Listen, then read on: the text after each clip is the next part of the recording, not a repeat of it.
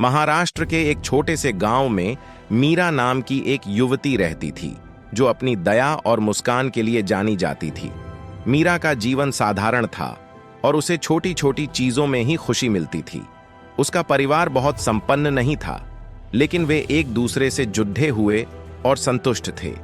जब वह 22 साल की हुई तो उसका विवाह पास के गांव के रवि से तय हुआ। रवि एक ईमानदार और मेहनती व्यक्ति था जो माल ढोने का काम करता था। रवि ज्यादा कमाई नहीं कर पाता था, लेकिन मीरा ने इस रिश्ते को पूरी उम्मीद के साथ स्वीकार किया।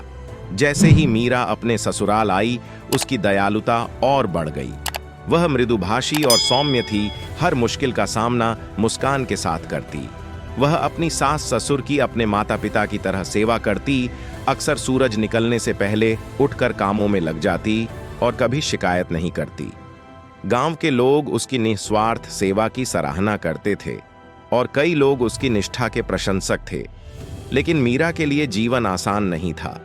रवि घर का एकमात्र कमाने वाला था और उसकी आय बमुश्किल परिवार का गुजारा कर पाती थी।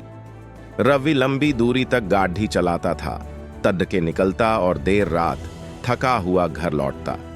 कई बार थकान और तनाव में वह मीरा पर गुस्सा कर बैठता, लेकिन मीरा हमेशा धैर्य और समझदारी से जवाब देती।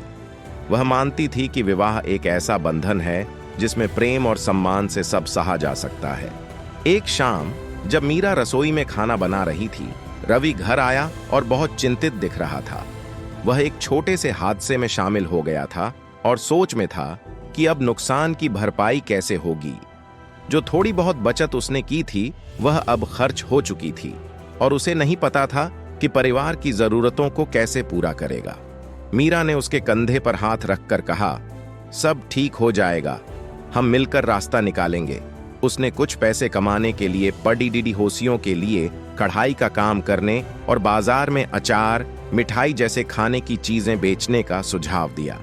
अपनी थकी हुई दिनचर्या के बावजूद वह देर रात तक काम करती रही, बस अपने पति का बोझ हल्का करने की इच्छा से प्रेरित होकर।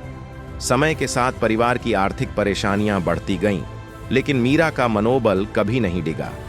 यहां तक कि जब उसकी खुद की सेहत खराब होने लगी, उसने अपनी तकलीफों का कोई जिक्र नहीं किया। वह अपने पड़ोसियों की भी मदद करती रही, चाहे इसके लिए उसे अपनी सुख सुविधाओं का त्याग करना पड़े। एक सर्दी में एक बड़ी विपत्ति आ गई। रवि को फेफड़ों में संक्रमण हो गया। इलाज के लिए पैसे न होने के कारण मीरा ने अपने माता पिता द्वारा दिए गए सोने के कंगन बेच दिए ताकि उसकी दवा खरीदी जा सके।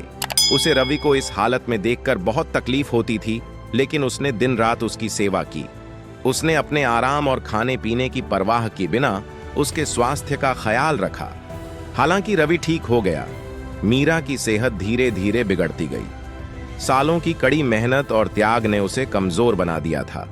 उसे एक गंभीर बीमारी का पता चला जिसका इलाज महंगा था, लेकिन उसने इलाज कराने से मना कर दिया, यह सोचते हुए कि यह परिवार पर बोझ बन जाएगा।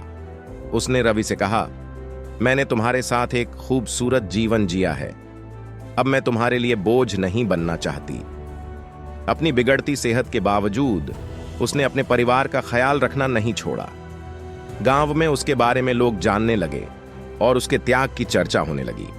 उसके अच्छे स्वभाव और सहनशीलता से प्रेरित होकर गांव के लोग उसके घर आकर उसे धन्यवाद देने लगे और मदद का हाथ बढ़ाने लगे। कुछ लोग खाना लाए तो कुछ ने आर्थिक सहायता की पेशकश की ताकि उसके परिवार को इस कठिन समय में सहारा मिल सके। एक सर्द सुबह अपने परिवार के बीच मीरा ने आखिरी सांस ली और इस दुनिया से विदा हो गई। उसका जाना रवि के लिए गहरा आघात था। उसने महसूस किया कि मीरा ने उसके और उसके परिवार के लिए कितना कुछ त्याग किया था, अक्सर अपनी सेहत और सुख को नजरअंदाज करके। उसके धैर्य, उसकी मेहनत और उसके अटूट साहस की यादें रवि के मन में गहरी छाप छोड़ गईं। गांव ने उसकी मौत का शोक मनाया। मीरा की कहानी एक मिसाल बन गई, एक ऐसी दास्तान जो निस्वार्थ प्रेम, धैर्य और सहनशीलता का प्रतीक बन गई। आने वाले दिनों में रवि ने उसकी याद में अपनी जिंदगी को एक नए ढंग से जीना शुरू किया। उसने भी जरूरतमंदों की मदद करना शुरू कर दिया। मीरा के वो शब्द याद करते हुए, जब आप देते हैं तो आपको उससे कहीं ज्यादा मिलता है। उसके हर नेक काम में उसे मीरा का एहसास होता था। मीरा की जिंदगी भले ही छोटी थी, लेकिन उसने अपने आसपास के लोगों के दिलों में अमिट छाप छोड़ दी। उसने सबको यह सिखाया कि असली ताकत संपत्ति या ताकत में नहीं है, बल्कि उस दिल में है जो निस्वार्थ प्रेम करता है, उन हाथों में है जो बिना थके मदद करते हैं, और उस जज्बे में है जो कभी हार नहीं मानता। उसकी विरासत सिर्फ उसके परिवार तक ही नहीं, बल्कि उसके स्मरण में जीवित दयालुता में भी बनी रही। अगर अभी तक मेरे चैनल को सब्सक्राइब नहीं किया है तो प्लीज कर लीजिए, और इस वीडियो को लाइक और शेयर करना मत भूलिए।